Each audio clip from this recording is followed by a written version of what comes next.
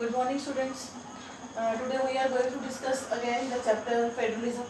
So as you know that we have yesterday we have complete this chapter very detail. Okay. So today आज मैं आपका कोई नया chapter नहीं शुरू कर रही हूँ. चैप्टर बहुत इंपॉर्टेंट था फेडरलिज्म. हमने सभी पार्ट्स को बहुत अच्छे से डिफाइन किया. ठीक है. लेकिन today I am going to discuss the again the revision of this particular chapter. आज हम इस पूरे चैप्टर की रिविजन करेंगे.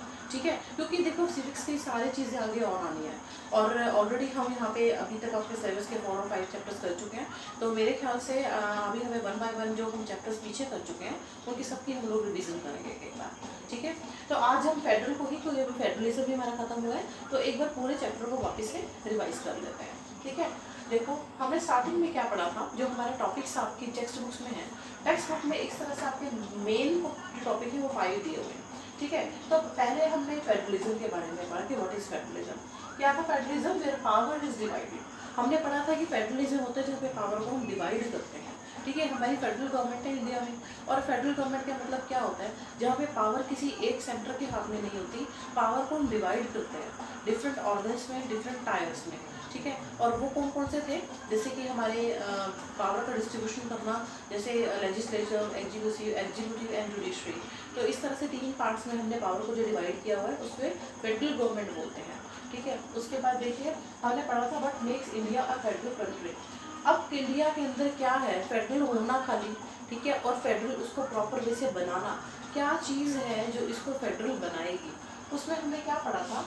Coming together and holding together. Coming together और होल्डिंग टुगेदर दोबारा से समझ लीजिए. कमिंग टुगेदर का मतलब क्या था? ये शायद टॉपिक जो था हम लोग एक्चुअली चैप्टर में डिस्कस कर चुके हैं डिटेल में, लेकिन एक प्रॉपर डेफिनेशन के साथ मैंने आपको कमिंग टुगेदर और होल्डिंग टुगेदर नहीं बताया था. अभी बता देती हूँ. मतलब वही है, मूवमेंट की चीज़ें सब वही आ जाती हैं कि कमिंग टुगेदर. अब आपको इससे पता लग रहा है कि ये जो फेडरल गवर्नमेंट की पॉलिसी है coming together and holding together. Coming together and holding together. Coming together means कि सब आओ, कम टुगेदर. ठीक है. क्या है? साथ ही हाथ बढ़ाना. वही है ना कि एक अकेला थक जाएगा, मिलकर बोझ उठाना. कमिंग टुगेदर है कि एक किसी भी चीज़ को समझ, एक आदमी के हाथ से समझना मुश्किल हो जाता है तो मुझे क्या करते हैं, हम उसको बांट देते हैं काम को कि कुछ काम आप कर लो, कुछ आप करो, कुछ आप करो, ताकि वो प्रॉपर वे से मैनेज हो जाए. देखो you are studying in the school ना. ठीक है. अब हम लोग यहाँ टीचर्स हैं, हमें भी अगर कोई भी काम प्रॉपर वे से करते हैं तो ड्यूटीज बांट देते हैं. कहीं पे भी देख लो, जब काम को हम हर मेंबर को, घर में 6 मेंबर है तो उनको सबको 6 को थोड़ा थोड़ा काम बांट देंगे तो काम स्मूथ हो जाएगा ना.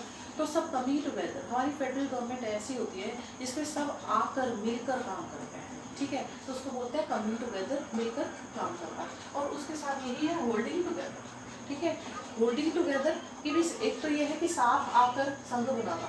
Coming together, holding together. एक तो सबको बुलाना और एक सबको होल्ड कर देना, पावर को होल्ड कर देना. ठीक है. अलग अलग सब में बांट देना. ठीक है. तो ये है कमिंग टुगेदर और holding together is related to the federalism. ठीक है. तो आज आप ये जो अपने क्वेश्चन है कमिंग टुगेदर और होल्डिंग टुगेदर के ऊपर अच्छे से पढ़ेंगे. ठीक है. So how is federalism practised. Federalism practice कैसे की जाती है? ठीक है. ये हमारा नेक्स्ट टॉपिक था, फेडरलिज्म प्रैक्टिस कैसे की जाती है. अब कैसे प्रैक्टिस की जाती है, इसको हम कैसे, मतलब सिस्टम को बनाते कैसे हैं, किस तरह से बनाया जाता है, जिसमें हम 3 लिस्ट में डिवाइड कर देते हैं. जैसे कि हमारी 3 लिस्ट होती हैं, 3 हमारे टायर्स होते हैं गवर्नमेंट के, जो हमारी यूनियन लिस्ट, स्टेट लिस्ट और कॉन्फ्रेंस लिस्ट होती है. इसके अंदर अलग अलग हमारे अलग अलग टाइप के मुद्दे होते हैं. जो हमारी यूनियन लिस्ट होती है यानी कि सेंट्रल लिस्ट, जिसके अंदर सेंटर के बड़े बड़े मिनिस्टर होते हैं. केंद्र सरकार और राज्य सरकार थी पहले. ठीक है. पहले जब हमारा देश आज़ाद हुआ, जब कॉन्स्टिट्यूशन बना, तो दो हमारे टायर्स थे, केंद्र सरकार और राज्य सरकार. लेकिन उसके अलावा बाद में क्या सिस्टम बना कि उसके अलावा बाद में एक रीजनल लेवल पे भी गवर्नमेंट बनी. ठीक है.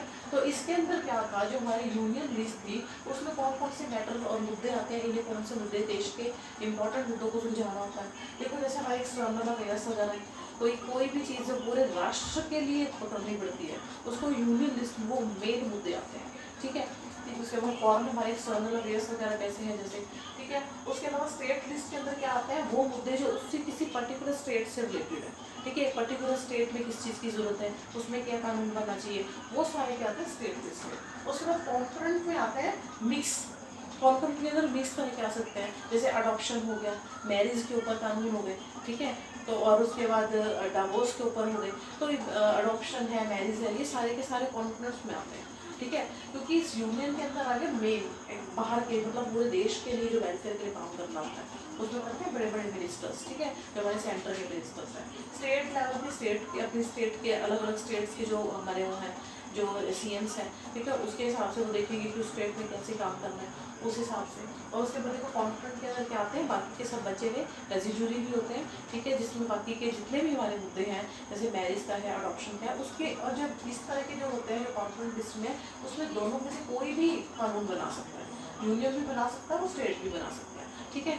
लेकिन जो फाइनल अगर मान लो यूनियन और स्टेट इसके ऊपर इसमें जो भी इस लिस्ट में है, ठीक है, उसके ऊपर कानून बना रहे हैं और दोनों पर डिस्प्यूट हो जाता है, दोनों डिस्प्यूट का होता है, दोनों कहते हैं, दोनों में से यूनियन कहता है नहीं ये होना चाहिए, स्टेट कहता है नहीं ये होना चाहिए, तो फाइनल डिसीजन इसका माना जाता है यूनियन का, क्योंकि ये हमारी केंद्र सरकार है, ये राज्य सरकार है।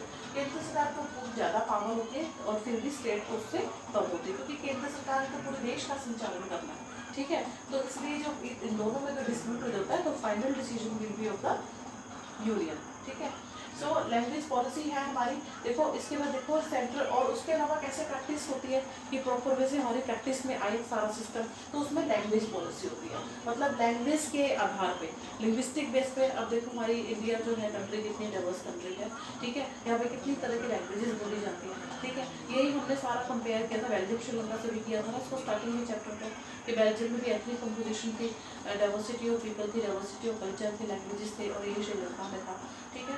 तो ये देखो लैंग्वेज बेस पे जब लैंग्वेज को किसी भी एक रीजनल एक एरिया के अंदर उसके लैंग्वेज के आधार से जब कानून बनते हैं तो सबको मान्यता मिलती है, चाहे किसी भी लैंग्वेज को बोलने वाले हैं, उन सबके उनकी सबके वेलफेयर को ध्यान में रखकर जो कानून बनते हैं, ठीक है। लैंग्वेज को कैसे कैसे मान्यताएं मिली, उसके बाद हमने इस चैप्टर इसमें लैंग्विस्टिक के अंदर हमने पढ़ा था कि कैसे जो हिंदी और इंग्लिश थे, ठीक है, पहले बीच में एक बार इंग्लिश को बिल्कुल ख़त्म कर दिया गया था, लेकिन बाद में ये हुआ कि इंग्लिश भी एक ऑफिशियल लैंग्वेज होनी चाहिए, क्योंकि in almost all the countries English spoken की जाती है, इंग्लिश बोली जाती है, तो इंग्लिश को भी एक मतलब